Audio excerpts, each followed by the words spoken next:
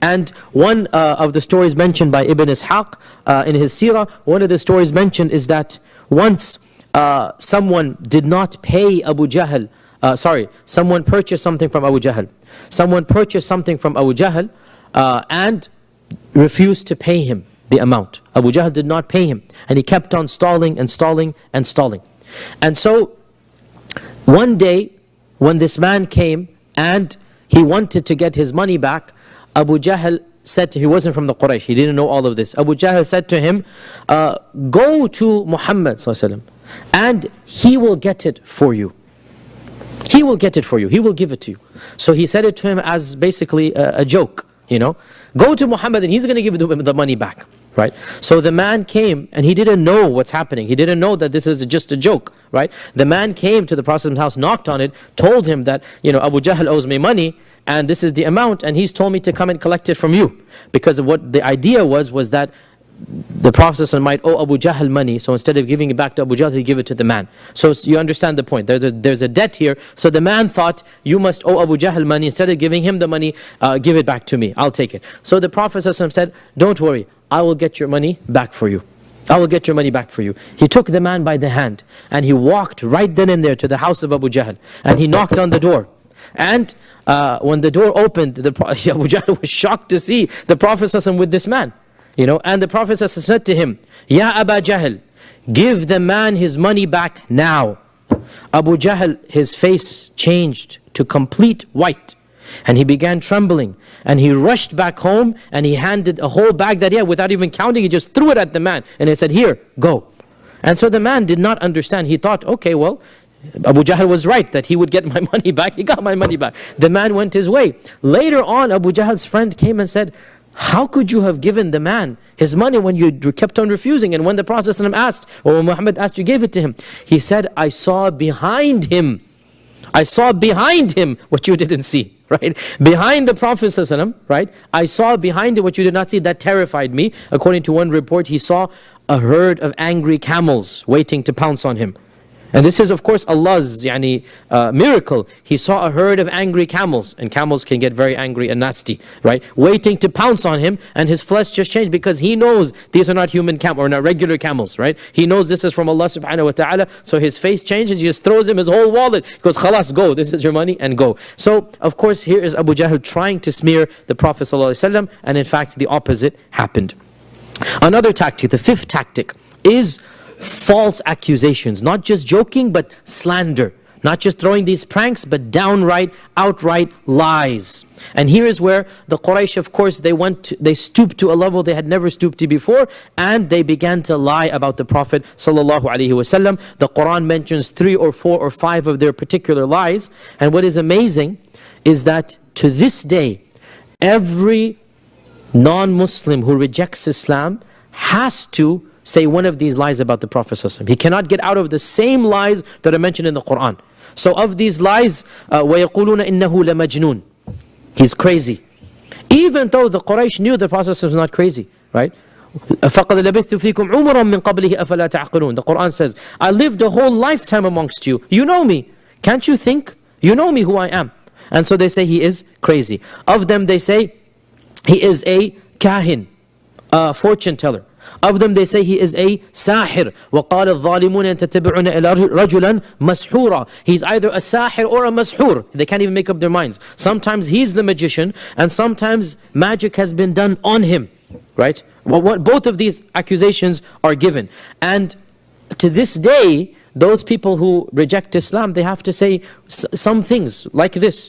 And the most common understanding that most academics who are not Muslims have is that the Prophet ﷺ was deluded into thinking he's a prophet, which is a type of madness. You think you're hearing voices, right? And it is impossible for a man to be crazy in one area and completely sane in every other area. As a family man, as a person of a leader, as this and that, everything else is completely top-notch. And yet in one area, they say he must have been hearing, because they cannot doubt his sincerity. He was sincere in his message, they know it. How can you be sincere when you're not telling the truth? Well, then you think you're telling the truth.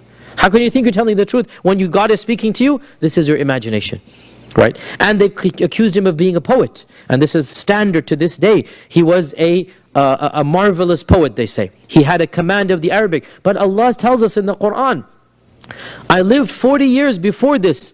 I never wrote any book. وَلَا تَخُطُّهُ بِيَمِينِكَ إِذَا لَارْتَابَ الْمُبْطِلُونَ. I never wrote any poetry.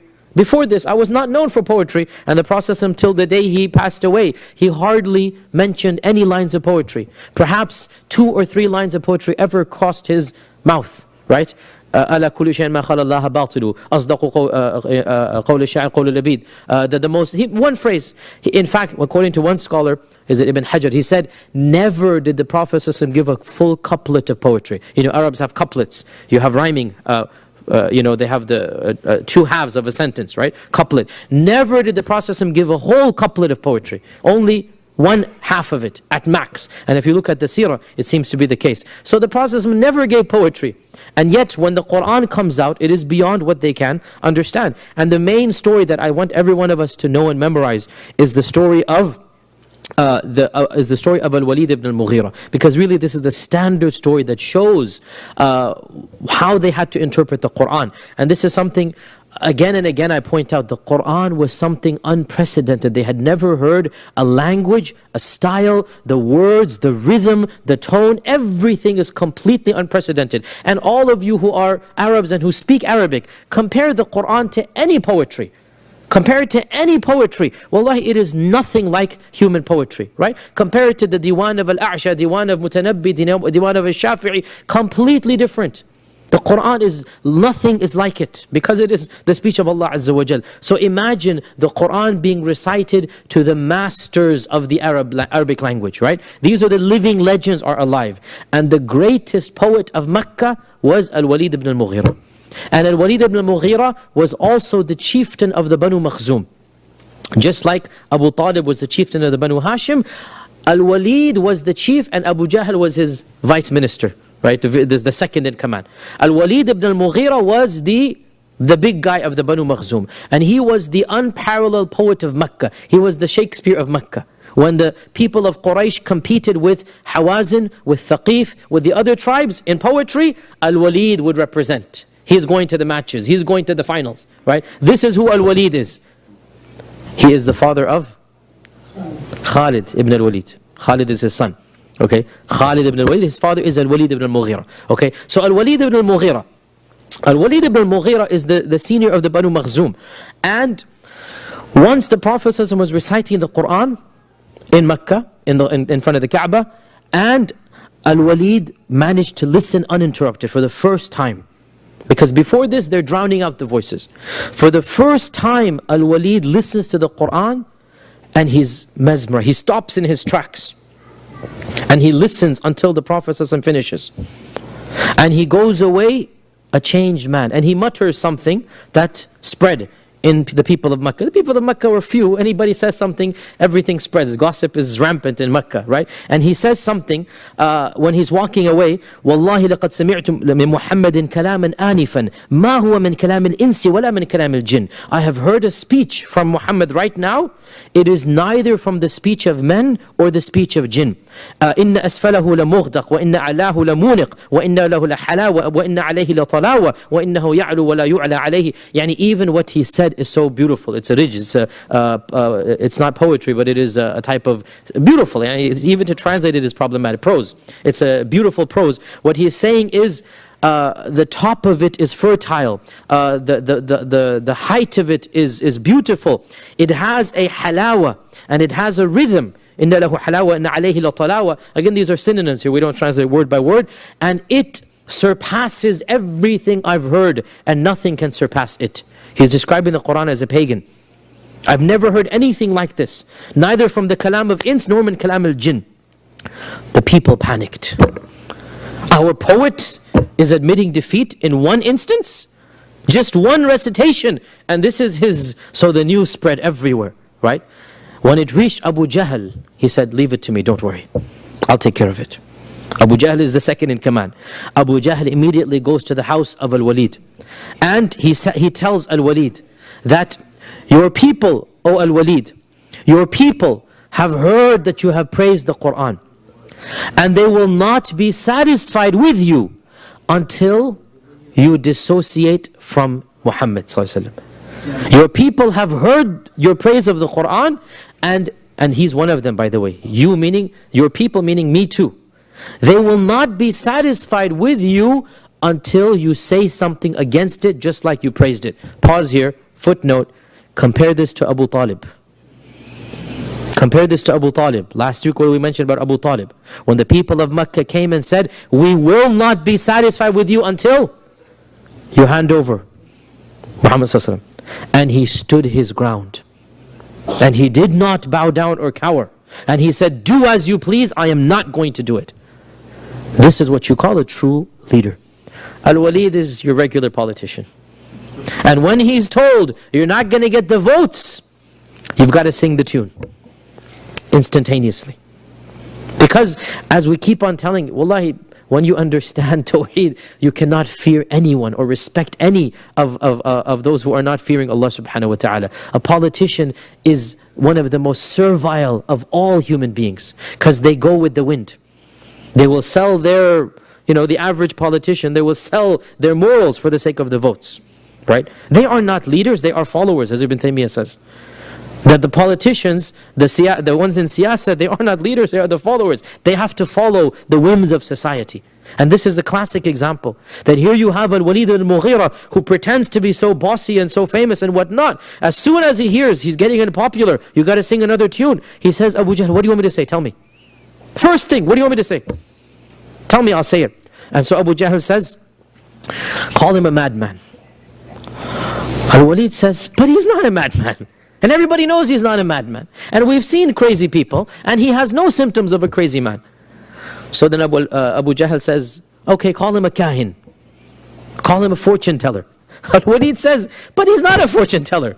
Like, he's trying to be honest here, right? He's not a fortune teller. And he doesn't have the dandana or the mazmara of the kahana. The kahana had a way of speaking. And he doesn't have that.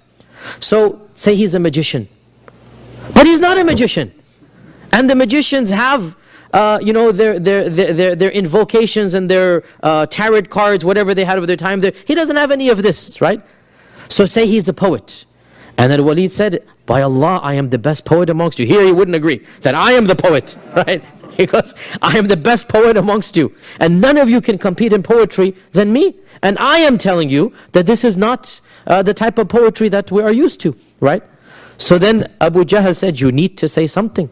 And we will not be satisfied. Now he says, we will not be satisfied with you until you say something. So he said, leave me alone for a few days. And he began walking around in his house, thinking about what he is going to say. And he's frowning, and he's going about back and forth. What am I going to say? And then he finally comes across an idea. I know what I'm going to say.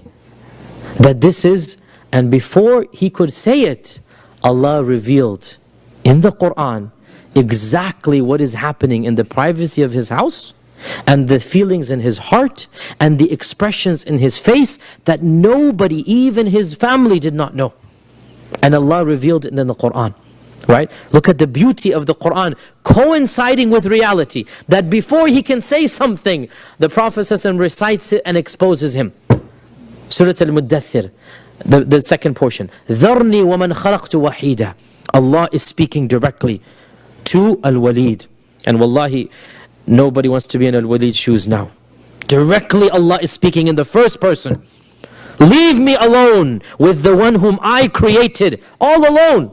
وَجَعَلْتُ لَهُ مَالًا مَمْدُودًا وَبَنِينَ شُهُودًا. I gave him all of his money and so many sons. He had so many sons. Khalid is one of them. And these are one of the Banin. Allah references Khalid indirectly. وَبَنِينَ شُهُودًا وَمَهَدْتُ لَهُ تَمْهِيدًا. And I prepared everything for him. ثُمَّ يَطْمَعُ أَنْ أَزِيدًا. And he still wanted more. Right? كَلَّا إِنَّهُ كَانَ لِآيَاتِنَا عَنِيدًا. Verily he was an obstinate, stubborn person when he heard our verses. And Allah goes on and describes that when he heard the Quran, إِنَّهُ فَكَّرَ وَقَدَّرَ فَقُتِلْ كَيْفَ قَدَّرْ. He began plotting and planning and thinking. May he be cursed how he tried to plot and plan, right? ثُمَّ عَبَسَ وَبَسَرْ ثُمَّ أَدْبَرَ وَاسْتَكْبَرْ. He frowned and he's walking around. He's pacing in his house. Allah describes it in the Quran. And nobody knew this, how he's feeling and what his expressions are. Not even his family, because he's all alone. And Allah tells it to him. In the Quran, we recite to this day. And then he said, and Allah said what he would say, that the worst he could say is, in هذا إلا سحر يؤثر in هذا إلا قول البشر. This is a special type of magic. Special type of magic that is coming from a man. It's a special type of man. That's all he could say, right? And Allah says, سَأُصْلِيهِ سَقَرْ. I am going to cause him to go into the blazing fire. And wallahi, even these verses are so powerful in the Arabic language that Allah is challenging Al-Walid. Do you think you can beat my speech? Even the verses of Muddathir are so powerful, of the most powerful of the early revelations. And this clearly shows us that, of course, Al-Walid died a pagan, because again, the same arrogant. He was the chieftain of the Banu Makhzum. Al-Walid died a pagan, and SubhanAllah, both of his sons accepted Islam. Both of his elder sons, Khalid and the elder brother, they both accepted Islam later on in their lives, not at this point in time. So he said this is the fifth point, and that was to try to smear the Prophet ﷺ. And there are many stories. It is also narrated that Abu Jahl would stand outside of Mecca during the pilgrimage season. And before the pilgrims arrived, he'd make a public announcement that, listen, careful, there is a madman in town. Sometimes Abu Lahab would do this as well, and he would say, that's my nephew. My nephew has gone crazy. And I warn you, do not listen to him, because if you do, you will be mesmerized. He is a magician who will mesmerize you, who will completely captivate you. So when you see him, turn around, put your hands in your ears, right? You cover your ears up, do not listen to him. And subhanAllah, this was the cause of the conversion of more than one person. One of them said that, oh, he's a madman, I'm a doctor, I'll cure him.